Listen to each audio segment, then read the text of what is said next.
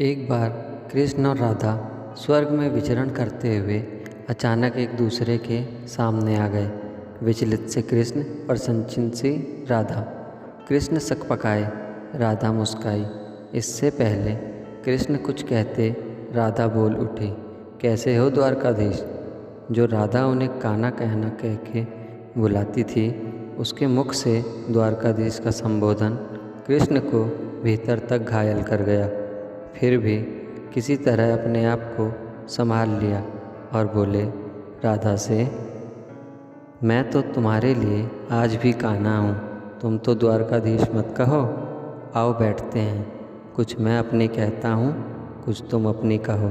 सच कहूँ राधा, जब जब भी तुम्हारी याद आती थी, इन आँखों से आंसुओं की बूंदें निकल आती थी। राधा बोली, मेरे साथ ऐसा कुछ नहीं हुआ, ना तुम्हारी याद आई ना कोई आंसू बहा, क्योंकि हम तुम्हें कभी भूले ही कहाँ थे। जो तुम याद आते, इन आँखों में सदा तुम रहते थे। कहीं आंसुओं के साथ निकल ना जाओ, इसलिए रोते भी नहीं थे। प्रेम के अलग होने पर तुमने क्या खोया, इसका एक आईना दिखाऊं आपको। कुछ कड़वे प्रश्न सुन पाओगे तो सुनाऊं।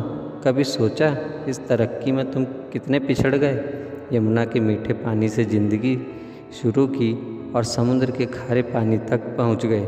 एक उंगली पर चलने वाले सुदर्शन चक्र पर भरोसा कर लिया और 10 उंगलियों पर चलने वाली बांसुरी को भूल गए।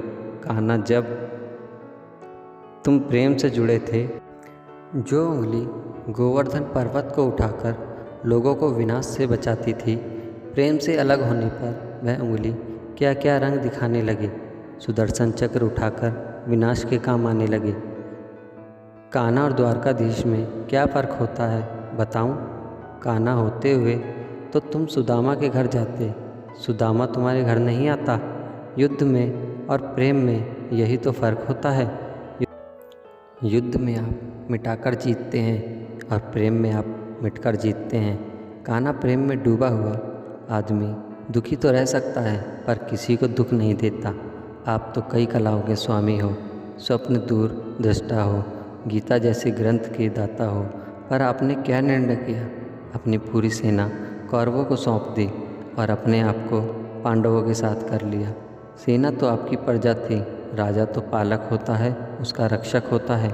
आप जैसा महाज्ञानी उस रथ को चला रहा था जिस पर बैठा अर्जुन आपकी प्रजा को ही मार रहा था। अपनी प्रजा को मरते देख आप में करुणा नहीं जगी, क्योंकि आप प्रेम से शून्य हो चुके थे। आज भी धरती पर जाकर देखो, अपनी द्वारकाधीश वाली छवि को ढूंढते रह जाओगे। हर घर हर मंदिर में मेरे साथ ही खड़े नजर आओगे। आज भी मैं मानती हूँ, लोग गीता के ज्ञान की बात करते हैं, उनके महत्व की बात करते हैं, मगर धरती के लोग युद्ध वाले द्वारकाधीश पर नहीं, प्रेम वाले कान्हा पर भरोसा करते हैं। गीता में मेरा दूर दूर तक नाम भी नहीं है, पर आज भी लोग उसके समापन पर राधे राधे करते हैं। जय श्री कृष्ण।